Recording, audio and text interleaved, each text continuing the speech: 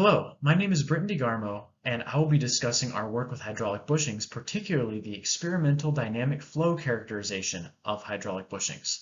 Myself, along with my peer, Michael Kennedy, worked on this as part of our capstone project at Cedarville University.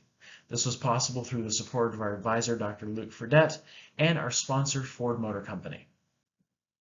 Starting with an overview of my presentation, I'll begin with an introduction to the research on hydraulic bushings and what we wanted to accomplish with this. I'll then move into the experimental test apparatuses that we developed to induce flow in the bushing features and characterize compliance, as well as the way in which we isolated these different components. I'll discuss some of the experimental data which shows the usefulness of these test apparatuses, and conclude with some potential future work that our research could benefit. Hydraulic bushings are a fluid-filled bushing as opposed to, let's say, a standard rubber bushing. This fluid-filled bushing, when an input motion is applied, drives fluid flow through the bushing features, dissipating energy. Hydraulic bushings provide high damping and a narrow frequency range while being a rather compliant joint outside that range. And this complicated mechanical and fluid system working together results in a rather complex response, which is quite nonlinear. Research into developing linear and nonlinear theoretical models for these bushings has concluded that the experimental characterization of the individual components would greatly benefit the state of research for these bushings. And so we thought to develop test apparatuses which could induce steady, dynamic, and transient flow in the bushings to hopefully shed some more light on the models which have thus far needed to require on other flow assumptions such as steady and developed flow in bushing features. We hope that through this dynamic and transient data as well as that steady flow data, better models can be developed, or the ones that exist that have not yet been verified can potentially be tested. We also wanted to figure out a way to isolate these features while retaining as much of the bushing geometry as possible. Now, typical hydraulic bushing is composed of a metal, let's say, skeleton surrounded by a rubber structure, this rubber structure containing the fluid system within this casing. The bushing functions by the input center column being actuated relative to the outside, pumping fluid from one of the pumping chambers through the narrow flow passages to the other. The main flow passages being the inertia tract, which is the long and narrow passage, and the short path, which is, as it would sound, short. This short path serving as sort of a release valve between the different chambers of the bushing in the case of a very high amplitude excitation, so the bushing would not be ruptured, but also affecting the dynamic response of the bushing at certain frequencies and amplitudes. Lastly, the compliant structure not only serves to provide a springiness to the response of the system, as it is a large rubber spring essentially, but also expanding and contracting with the pressure change in the bushing chambers during operation. So our flow test apparatus development required an interchangeable impedance so that we could baseline the apparatus with something as simple as a ball valve, or in our case, a needle valve, and replace that eventually with the complicated hydraulic bushing flow passages without having to change the rest of the system, only interchanging that impedance. We wanted to be able to adjust the static pressure so that the large pressure differentials across our flow impedance would not result in cavitation. And we wanted to be able to interface this with a static and dynamic load frame, those types of load frames, to induce the different flow types that we wanted. And so we decided on a hydraulic cylinder base for our structure, which with an input motion from one of those load frames drives fluid flow through our impedance. The pressure drop is recorded with these pressure transducers, and that helps us determine the fluid resistance, the impedance resistance to the fluid, with this auxiliary cylinder allowing us to adjust the static pressure as well as compensating for the difference in volume between the two sides of the chambers due to this rod. We're able to assemble the system underwater and manually actuate it to purge air from the system, as well as manually cavitate it to further extract air, resulting in a stiff system before we would go to perform our testing. We also wanted to characterize the compliance. And we wanted to use a hydraulic system, as opposed to previous methods which have used an air system.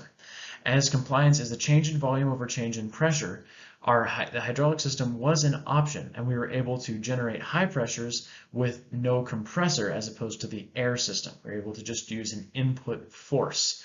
Also, the air system relies on an accurate knowledge of the total system volume, wherein the bushings we were going to be testing would be filled with water from our flow testing, and we did not want to have to drain those every time. However, our system is a little bit more susceptible to air bubbles becoming trapped, as they would provide some compliance, but we could assemble it underwater just as with the flow test apparatus and actuate it to expel some of that extra air. So we base this on yet another hydraulic cylinder where an input force can be applied and the resulting displacement and pressure change can be measured, giving us that compliance data. This could also be interfaced with a static load frame where the force and displacement data can be collected simultaneously, even further streamlining this collection process. Our isolation method is where we needed to individually isolate the different components of the bushing. First, the elastomeric structure was rather straightforward. We drain the bushing and apply standard vibration testing to that. The next was the compliance testing. We would need to fill the bushing with fluid, in our case water, and interface that directly with our compliance test apparatus. We were able to attach this directly to the bushing body, retaining all of the inherent geometry of the bushing and all of the components which assist in the compliance. And this allowed us to get a full system measurement of the bushing compliance. Now for the fluid flow. The fluid flow in the passages required three main configurations, the first being the neither path block configuration, which is just both flow passages open, inertia track, winding around and coming around, that being open, and the short path. The next being inertia path blocked, where we would obstruct the inertia path through the use of a drilled hole and then injected epoxy directly into the inertia track to block it from fluid flow. Lastly, the short path block configuration, as the name would imply, involved us performing a similar drill and epoxy method to block the inertia track. Now, once we determined that we could directly drill into the bushing and block these, we needed some way to at least reduce the compliance so that this flow testing could be done. The whole bushing tends to expand outward, and so we thought if we could cast it in some stiff resin, that would allow us to sufficiently reduce the compliance to perform our testing. And so we found that we could actually tap directly into the bushing, 3D print a case to go around it, and submerge it in a very stiff resin which would harden and stiffen the outside walls of the bushing. This preserved all of the internal geometry except what we wanted to isolate. And so we would choose to isolate one or neither of the paths, and we were then injecting flow directly into the pumping chambers where it would already normally originate. So the steady flow controlled restriction, we began with the needle valve just to baseline our flow apparatus in steady flow. We found how it interfaced with our static load frame, verified our data collection method, and it resulted in a rather strong change in pressure to flow rate squared relationship, as would be expected in steady flow through something like a simple orifice. For dynamic flow, we notice a similar trend from the peak-to-peak values across a range of frequencies and amplitudes, as well as great data in the time traces at particular frequencies and amplitudes. You may notice, though, a slight asymmetry to this data. This is due to the asymmetry of the system, or may be due to that, but this can be pursued further in further research. This confirmed that we were able to generate steady and dynamic flow and result in these sorts of curves, especially with that change in pressure to flow rate squared relationship. For the transient flow, we did this by initiating an aggressive ramp movement in one of our load frames, using that first part of the motion to record that transient data. This is dependent on the load frame available and what the controller can do, but our system was able to handle these transient excitations. Reducing that compliance for the flow testing involving the casting of the resin around the bushing successfully reduced the compliance by about an order of magnitude and also removed some of the additional behavior that has to do with the geometry of the bushing impinging on other parts of the bushing when it is pressurized to a certain point. This is excellent as this reduced the compliance sufficiently for us to perform our flow testing through the different components. So moving into that cast bushing testing, this represents the data from our neither path blocked and short path blocked bushing. Essentially, both of these only allow flow through the inertia track at low enough pressures, as that short path would not open anyway until much higher pressures. And so in this case, along this range, it appears that there was minimal short path contribution, so we're most likely below that range. We had consistency in manufacturing, as with that consistent isolation technique and that tapping into the bushings. As long as we were below that short path opening pressure, we should see consistent results between these, which we do. They do not exhibit quite that change in pressure to flow rate squared relationship.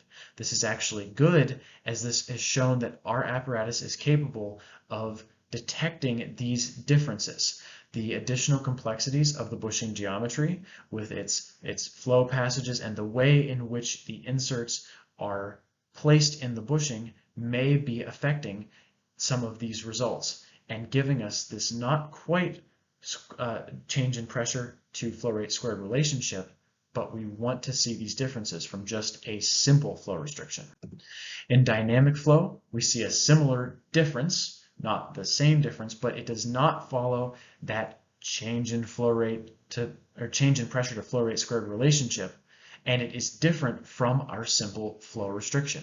Also, the time domain plot also showing a difference from that simple flow restriction, and these changing as the frequency and amplitude is changed. So in conclusion, we successfully found a way to isolate those various components. We were able to isolate the elastomeric structure for the vibration testing of itself. The compliance test, we're able to fill the bushing with a fluid and apply it to our compliance tester. And for the flow passages, we're able to cast it in resin to sufficiently reduce that compliance for our flow testing. That compliance being reduced there by around an order of magnitude allowed for that testing to begin. Our development of our test apparatuses facilitated that steady, dynamic, and transient flow, as well as our compliance testing. And that data confirming that our apparatus was able to detect that difference between the flow in a simple restriction and something as complicated as a bushing. All of this is working toward the validation of some of the more complicated mathematical models through this individual characterization of the bushing components. This is the first of this type of experimentation, especially with the component isolation, to be done. And so our research will benefit others in the future as they begin to work on further validating those models and developing them to better generate a model of these bushings function as they change their response through different frequencies and amplitudes. Our work is just part of this, but it has been great to be able to contribute to the research in this area of hydraulic bushings. We would like to once again acknowledge Ford Motor Company as our project sponsor, Cedarville University for the facilities and testing equipment they provided, and Dr. Singh of The Ohio State University for his support throughout this project. Thank you all, as I'm not in person, not be able to ask questions, but I hope that you have enjoyed this presentation.